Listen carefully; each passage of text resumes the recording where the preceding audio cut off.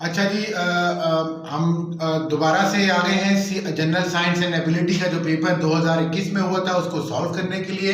In the previous lecture हमने जो है क्वेश्चन नंबर 6 का पार्ट ए बी सी और डी सॉल्व कर लिया था। आज हम जो सॉल्व करने जा रहे हैं क्वेश्चन नंबर 7 का पार्ट ए। और इस क्वेश्चन में कहा गया है कि a child went 90 metres towards east and then he turned right and went 20 meters. Subsequently, he turned right and after going 30 meters, he went to his uncle's house. From there, he went 100 meters to his north. Determine how far is he from the starting point. ये आपका question है। अब इस type के जो question हैं इसमें आपको डायरेक्शन का सबसे पहले ध्यान रखना होगा। इसमें सबसे पहले आपको डिटरमाइन करनी है डायरेक्शंस। इसमें सबसे पहले आपको मालूम करनी है डायरेक्शंस।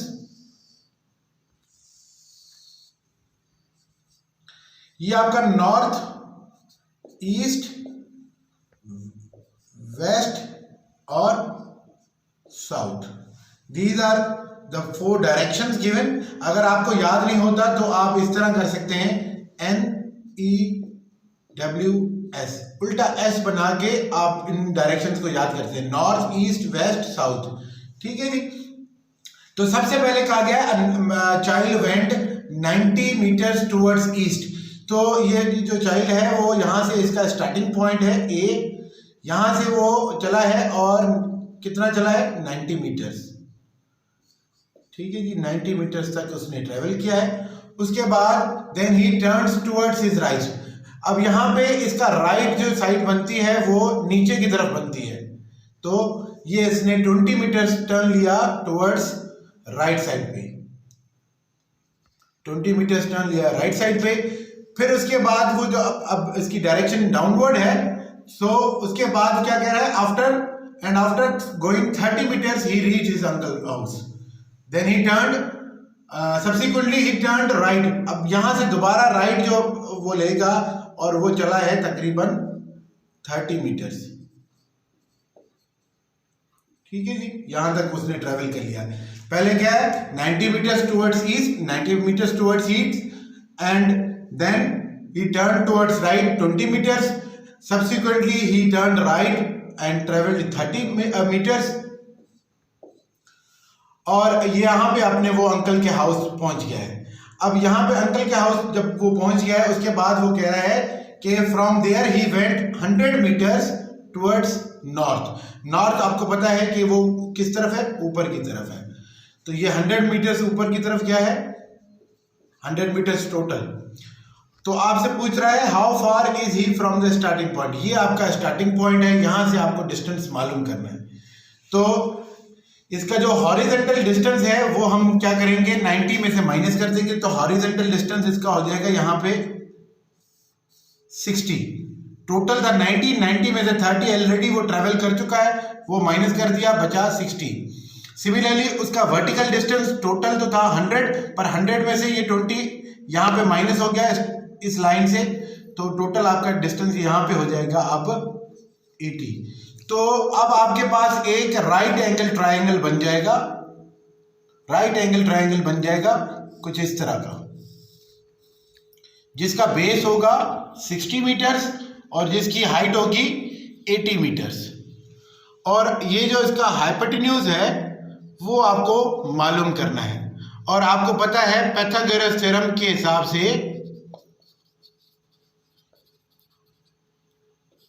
हिसाब से base hypotenuse square is equal to base square plus perpendicular square. तो यहाँ पे आपको हाइपोटेन्यूज निकालना है, बेस इसका कितना है 60 मीटर का स्क्वायर, प्लस परपेंडिकुलर इसका कितना है 80 मीटर का स्क्वायर। तो इसका जवाब आएगा 3600 प्लस 6400। दोनों को अगर हम ऐड कर दें 3600 एंड 6400, तो ये हो जाएगा 10000। पर ये है हाइपोटेन्यूज स्क्वायर, हमें चाहिए सिर्फ हाइपोटेन्यूज। तो दोनों तरफ अगर हम अंडर रूट ले लें तो आपका हाइपोटेन्यूज स्क्वायर किसके बराबर हो जाएगा, 100 स्क्वायर के।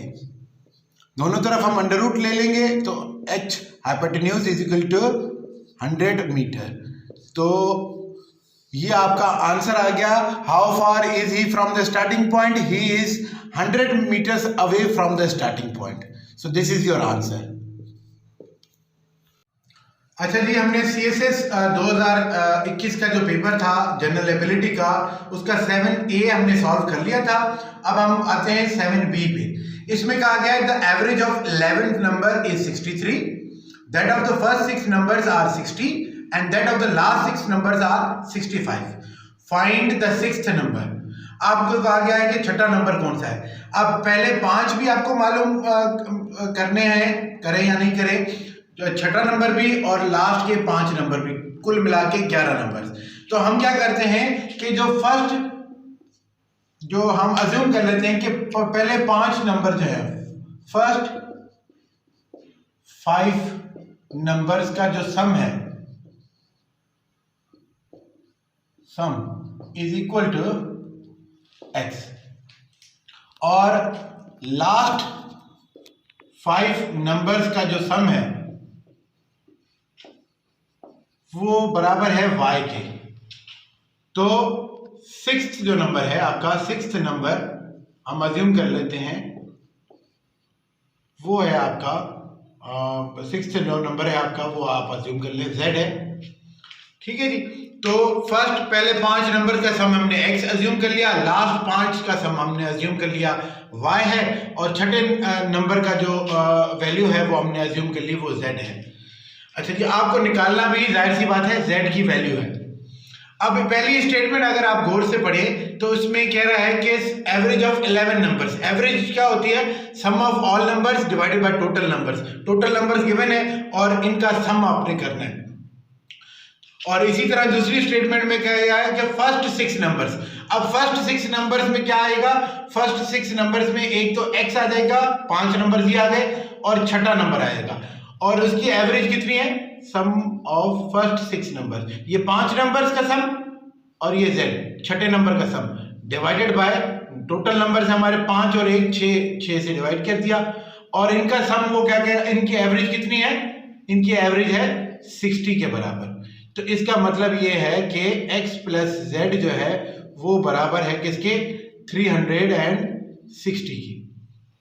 सिमिलरली ये जो आपका दूसरा वाला पार्ट गिवन है कि लास्ट 6 नंबर्स में ये लास्ट वाले 5 नंबर और ये छठा नंबर, ये दोनों आएंगे, तो y प्लस z वो किसके बराबर हो जाएगा?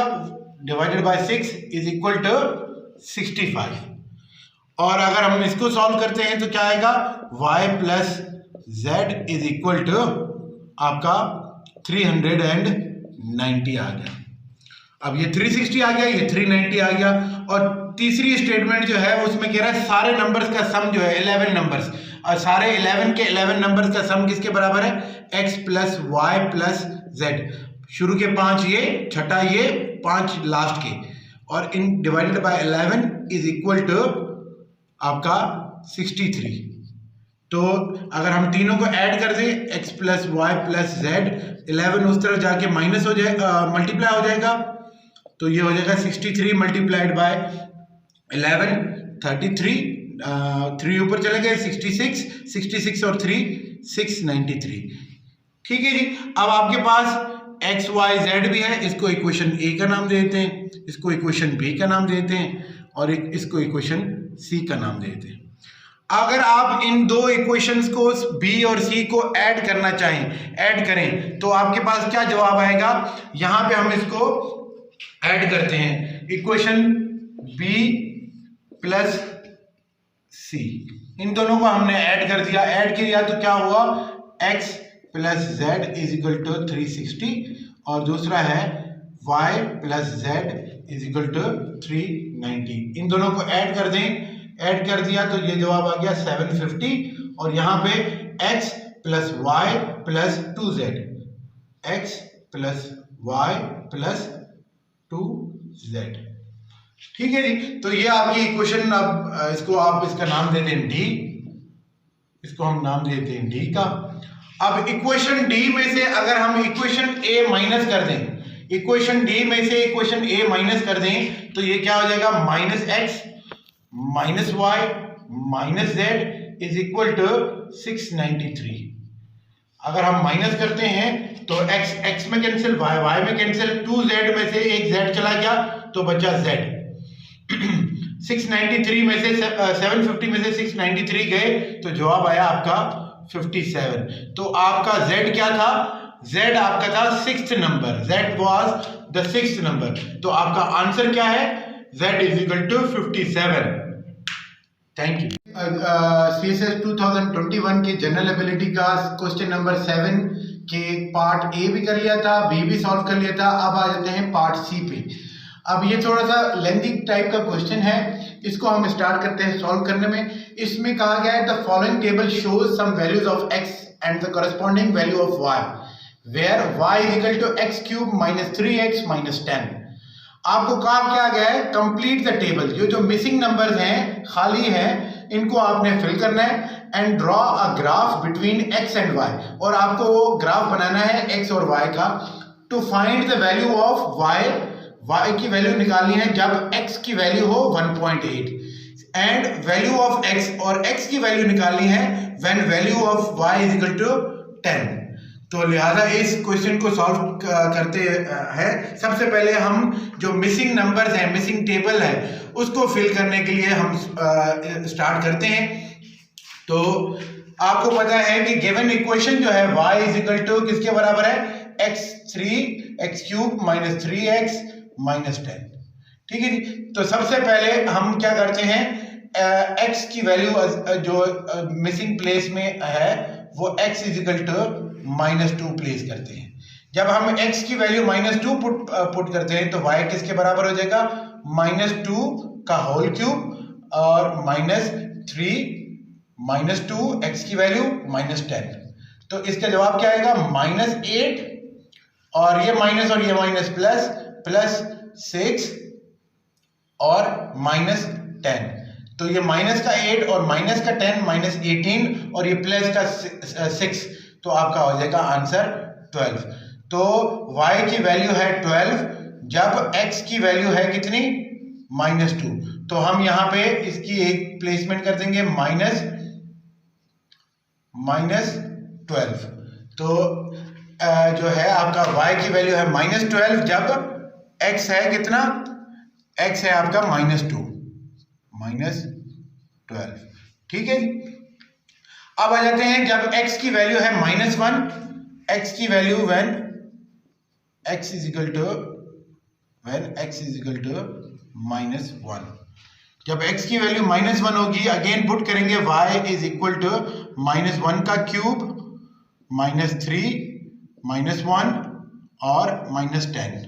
तो -1 का क्यूब का मतलब है -1 और ये माइनस प्लस 3 और -10। तो ये -11 हो गया। -11 में से 3 अगर हम ऐड करते हैं तो कितना हो जाता है, -8। तो y की वैल्यू कितनी है, y की वैल्यू है -8 जब x की वैल्यू कितनी है, -1। तो y की वैल्यू हो जाएगी यहाँ पे -8। अब 0 की ऑलरेडी हमारे पास गिवन है, अब हमने निकाली है when x is equal to 1 और when x is equal to 2। अच्छा जी, जब when x is equal to 1 तो y की वैल्यू क्या हो जाएगी, 1 का क्यूब -3 1 प्लस -10। तो ये हो जाएगा 1 -3 -10। तो अगेन ये -13 और इसमें 1 प्लस कर देंगे तो ये -12 हो जाएंगे। तो y की वैल्यू कितनी है, -12 जब x की वैल्यू कितनी है, 1। तो यहाँ पे आ जाएगा आपका -12। ठीक है जी। 1 पे भी हमने निकाली, बस लास्ट वाला ये चीज रहती है। तो जब x इज इक्वल टू 2 है तो y की वैल्यू क्या होगी, हम प्लेस करते हैं 2 का क्यूब -3 2 -10। 2 का क्यूब का मतलब होगा 8 -6 -10। तो -6 और -10 जो -16 और इसमें ऐड जो है उसमें ऐड होगा तो वो हो जाएगा -8। तो जब x की वैल्यू है 2 तो y की वैल्यू है -8। तो ये आपका फिल हो गया। तो ये आपके फिल हो गए, ये चारों टेबल आपका बन चुका है, कंप्लीट हो चुका है। अब हमने क्या करना है, ग्राफ बनाना है x और y के दरमियान। अब मैं ग्राफ बनाने जा रहा हूं। मैं जो आपका नीचे वाला चीज है वो उसको रब कर देता हूं। अब मैं ग्राफ बनाने जाऊंगा। ठीक है जी, अब मैं ग्राफ बनाने जा रहा हूं। तो सबसे पहले हमें जो है x और y एक्सिस पे जो है हमने फिगर ड्रॉ करनी है। x और y एक्सिस पे ये आपका पॉजिटिव x एक्सिस हो जाएगा, पॉजिटिव, और ये आपका पॉजिटिव y एक्सिस, ये आपका नेगेटिव x एक्सिस और ये आपका नेगेटिव y एक्सिस हो जाएगा। ठीक है जी, अब स्टार्ट करते हैं। ये आपका जीरो जो है न्यूट्रल पॉइंट है।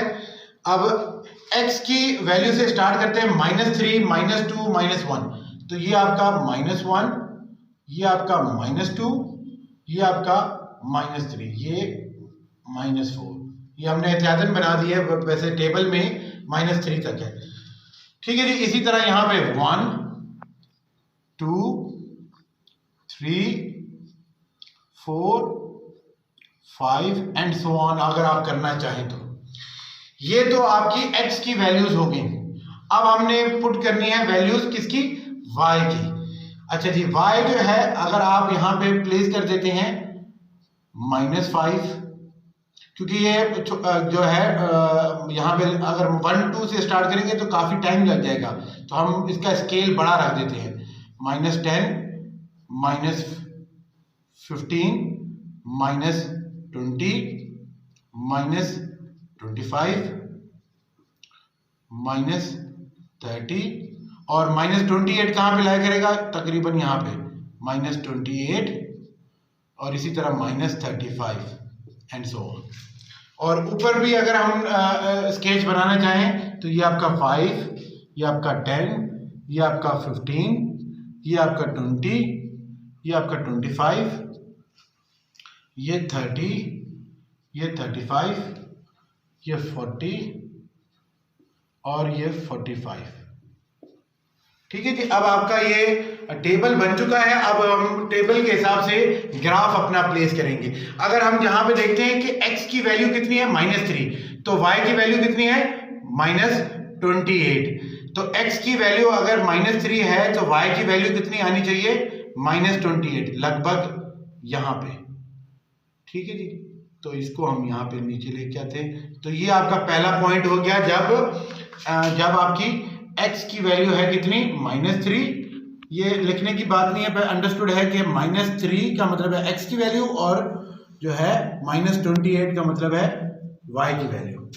तो पहला पॉइंट आपका बन चुका है। दूसरा पॉइंट जो है -2 और 12 की वैल्यू, -2 यहाँ पे और -12 यहाँ पे। तो हम इसको यहाँ से ड्रैग करते हुए लेके आएंगे, तो दूसरा पॉइंट आपका यहाँ पे बन गया।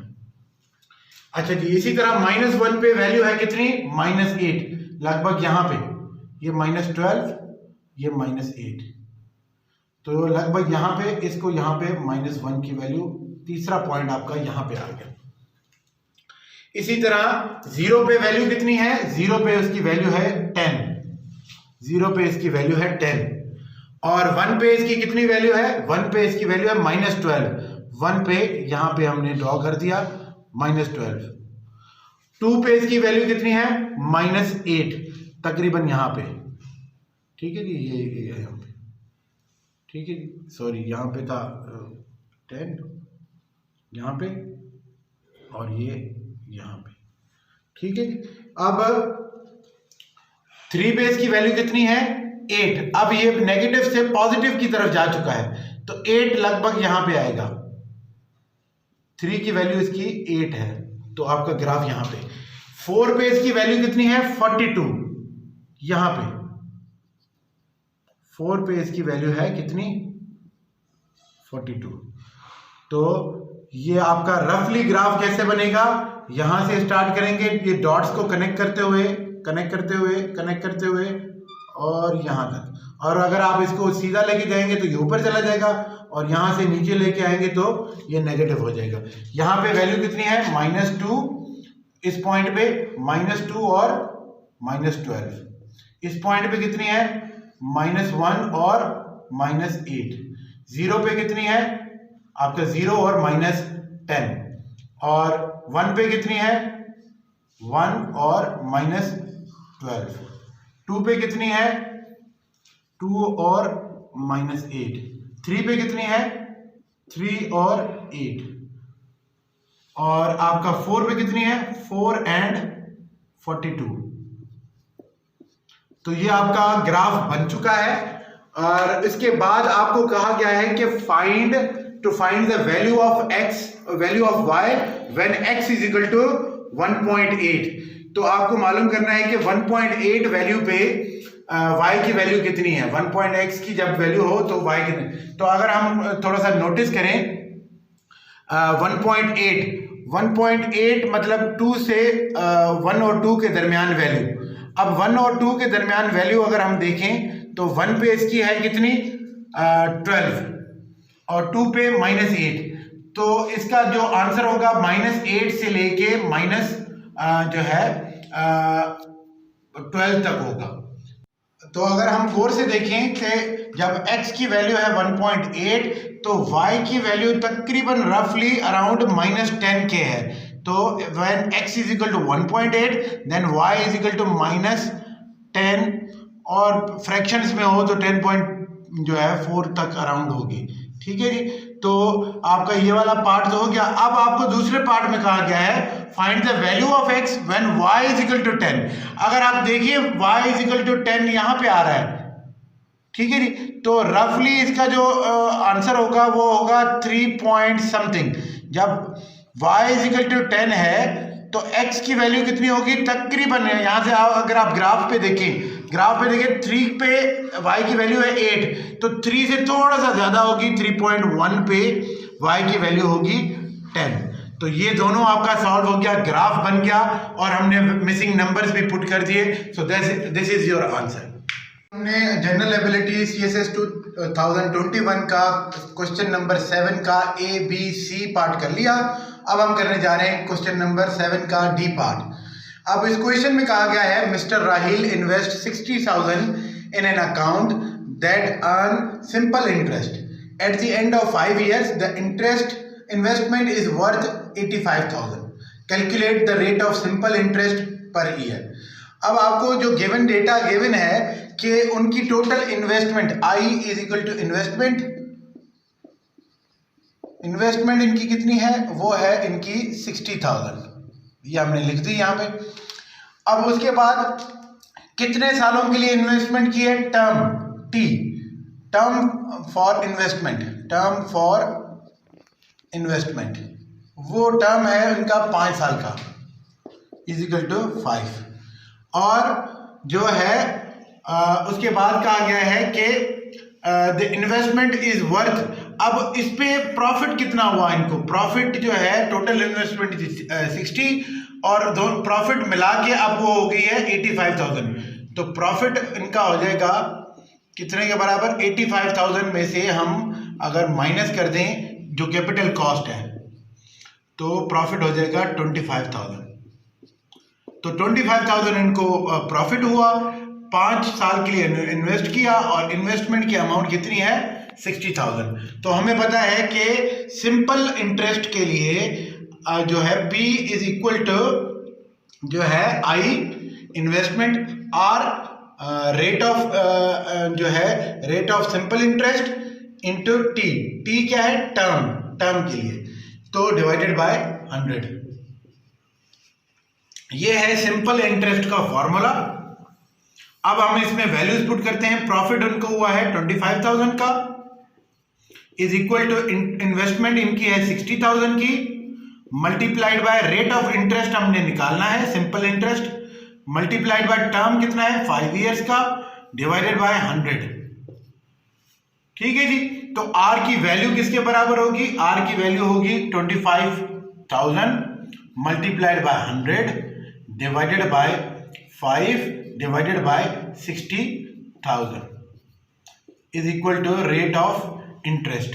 रेट ऑफ इंटरेस्ट जो है एक जीरो कैंसिल, दूसरे जीरो में कैंसिल, तीसरा जीरो तीसरे में, ये चौथा जीरो चौथे में। अब ऊपर बचा है 250, नीचे बचा है 5 इंटू 6।